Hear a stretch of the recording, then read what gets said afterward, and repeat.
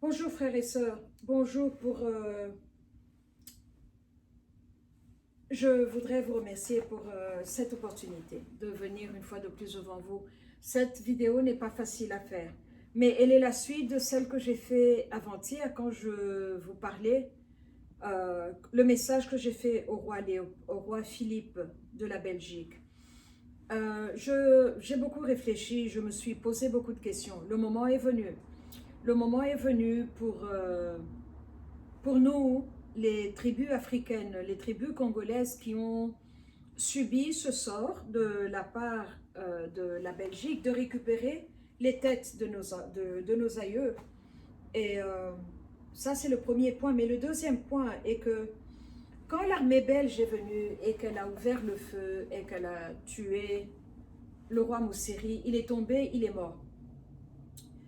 Il était un être humain. Mais on lui a coupé la gorge, on lui a coupé la tête, on l'a enlevé. On a ouvert la poitrine avec un sabre, un objet tranchant.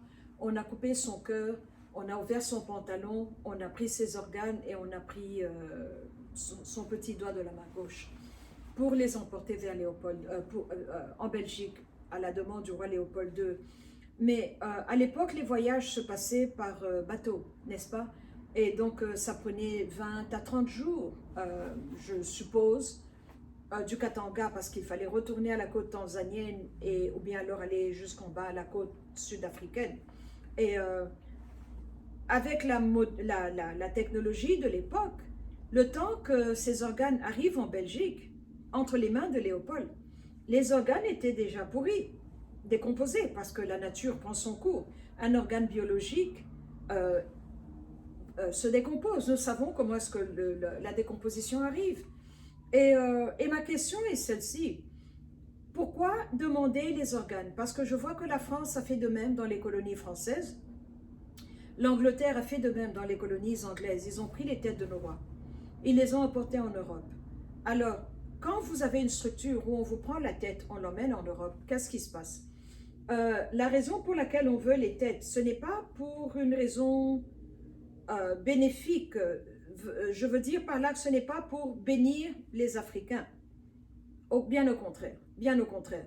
Dans ma situation à moi, cela a eu lieu il y a 129 ans que la tête est partie. Parce que le roi Moussiri a été tué le 20 décembre 1891. La tête a été emportée. Ok, mais le problème qui est là, c'est que généralement, nous voyons cela ici aux États-Unis avec le crâne du roi des Apaches, Geronimo. Euh, Tout le monde, les historiens accusent ou citent Prescott Bush, le père du président Herbert Bush, Bush père, donc je parle de Bush grand-père, qui est allé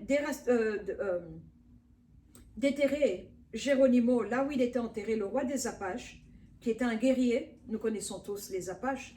Ils ont pris son crâne et les ossements de de ses fémurs, et c'est ça que vous voyez sur le logo de Skull et Bones, quand on met les ossements en croix comme ça. Et il y a eu des rituels sataniques qui ont eu lieu où on a poignardé la tête de Geronimo. Mais ce symbole-là veut dire quoi? Vous étiez mon ennemi sur le champ de bataille. Je voulais prendre votre terre. Alors, j'ai accès à votre crâne. On prend le crâne, on l'enlève de la terre, on l'emmène là où nous devons aller. Après les cérémonies, tout ce que je vous décris ici ne peut être fait que dans le système maçonnique parce que Dieu, le Créateur, n'a rien à voir là-dedans.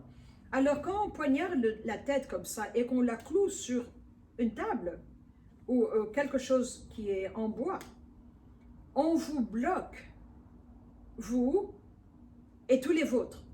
Je vous ai dit la fois passée que c'était tout à fait possible d'avoir une arme biologique qui est faite en laboratoire juste pour attaquer un groupe spécifique, une ethnicité spécifique. Et alors c'est tout à fait possible d'avoir une arme spirituelle qu'on envoie à un groupe spécifique. Et donc, quand la tête est clouée comme ça en Europe, nous sur le continent africain, nous n'avons pas accès à nos têtes. Alors quand vous n'avez pas votre tête, vous ne pouvez pas réfléchir. Vous ne pouvez pas planifier, vous ne pouvez pas bâtir. Quand vous n'avez pas votre tête, vous n'avez pas vos yeux, donc vous ne pouvez pas voir. Quand vous n'avez pas votre tête, vous ne pouvez pas sentir les bénédictions d'où elles viennent. Et quand elles viennent et savoir que c'est de ce côté ou de ce côté. Vous ne pouvez pas le faire. Quand vous n'avez pas votre tête, et surtout que quand on fait un rituel, on met du scotch, duct tape sur la bouche de votre ancêtre, on vous ferme la bouche. Vous ne pouvez plus parler. Vous ne pouvez pas parler. Vous avez des émotions, vous avez des idées, vous avez des pensées, mais que vous ne pouvez pas démontrer ou vous ne pouvez pas les mettre en application parce qu'on vous a neutralisé. Alors, si vos têtes sont emportées en Europe, qu'est-ce que l'Afrique a comme tête? Je vous pose la question. Et donc, je suis en train de réfléchir, je suis étonnée, c'est un mal qui me donne des maux de tête. Après un moment, je dois arrêter parce que c'est trop. Combien de fois devons-nous tuer quelqu'un? Par balle, on coupe la tête, on prend les organes, on les emmène en Europe. Je ne peux qu'imaginer Léopold II quand il a ouvert la caisse et soulevé la tête en disant « ha ha ha ha, voilà la tête de Moussiri ». Quel plaisir malin vous éprouvez là? Pour quelle raison faites-vous cela? Je vous pose la question. Je suis en train de découvrir des choses. Je suis en train de voir le mal de l'Europe et le mal que l'Europe a fait sur l'Afrique, le mal que l'Europe a fait aux Africains, les Européens ont fait aux Africains. Et non, je les ai jugés, je les ai trouvés coupables. Je les ai trouvés coupables. Alors, comme je connais le juge des juges, j'emmène ça à la Cour supérieure, la Cour suprême, la grande cour là-haut. C'est là où j'emmène cela. Et à moi la vengeance, à moi la rétribution, il a dit. Et je sais aussi que les incantations ont une date d'expiration. Je sais que tout ce que l'homme fait a une date d'expiration. Je remets ceci entre les mains du Très-Haut et je lui demande de juger et de rendre à chacun selon ses œuvres. Avec l'homme bon, il se montre bon. Avec l'homme pur, il se montre pur. Avec l'homme droit, il agit selon sa droiture. Et avec le pervers, il lui rend selon sa perversité. Alors maintenant, nous voyons ce que le Katanga emporte à la table des nations. Nous voyons ce que le Katanga a donné à la Belgique. Nous voyons ce que le Katanga a fait pour la Belgique, de gré ou de force.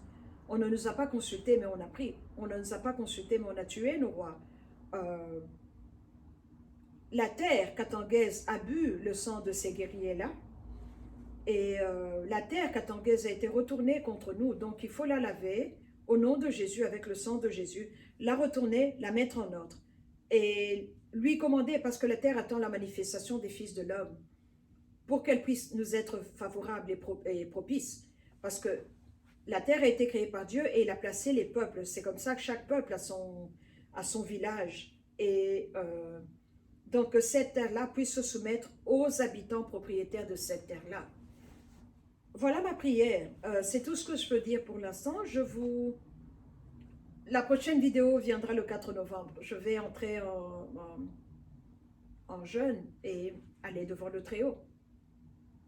Merci beaucoup. Que Dieu vous bénisse.